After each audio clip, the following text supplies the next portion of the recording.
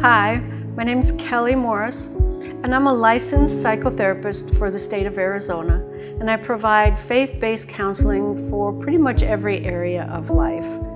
Today we're going to talk about worry. Every one of us has worry in our life, something minor like I'm worried that I didn't close the garage door, or worried that I'm going to make it to work on time. Those things aren't weighing on us. We're going to talk about the worry that weighs on us. And if you think about the last 3 years, what has compounded that worry are things that are out of our control. We have been inundated with information on COVID, or politics, or wars, gas shortages, all those things that we have no control over, only compound our worry. And what worry is a sense of powerlessness, a sense of helplessness. So how do we not worry? It starts with taking every thought captive. How do we capture our thoughts? Our thoughts and feelings are automatic.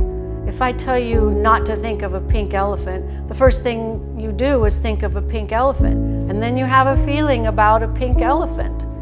I love pink elephants, or I have a phobia of pink elephants. It's what we do with those thoughts. Thoughts and feelings are automatic, and they also are not fact. Feelings aren't fact. They're good gauges, and God gives them to us to guide us into what is working in our life, what isn't working in our life, what's safe in our life, what's not safe, what do we change, what can't we change. Be curious about where is this feeling coming from and what can I do about it. And then when you identify that, give it to God. Tell God, these are my worries, and guide me through what I have control over next. What do you have control over? If you think about when this first started with Adam and Eve in the garden, they walked with God, had no sense of what worry was, until an outside source planted a seed of doubt. And that's all it took.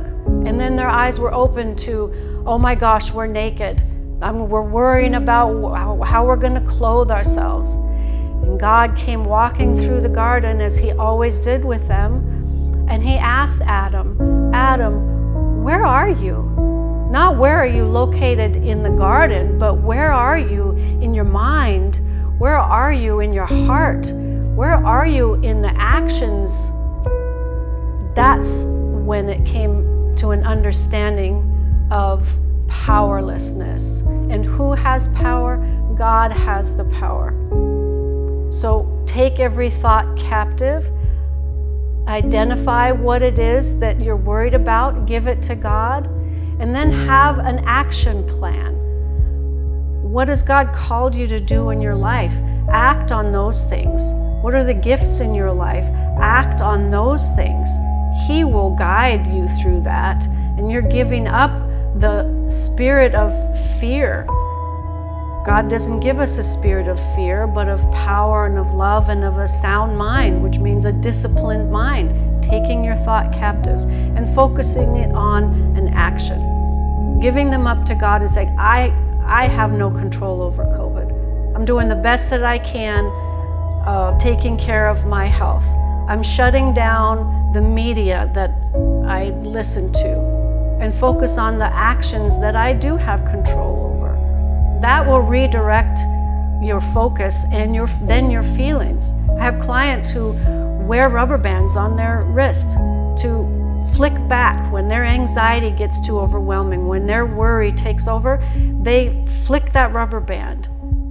Are you getting enough sleep? Are you exercising? A way of releasing those worries and allowing your body to work all those worries out of your body. Connect with others. Connect with your support, or go to church, or visit your family. Have connection with people rather than isolating into your brain and into your thoughts. And then at the end of the day, give thanks that God was always faithful. He was faithful to get you through the day, that He has always been faithful, and He will be faithful tomorrow. Ask God to remind you, where are you? Where are you in your thoughts? Where are you in your feelings? And give them to God. Have a blessed day.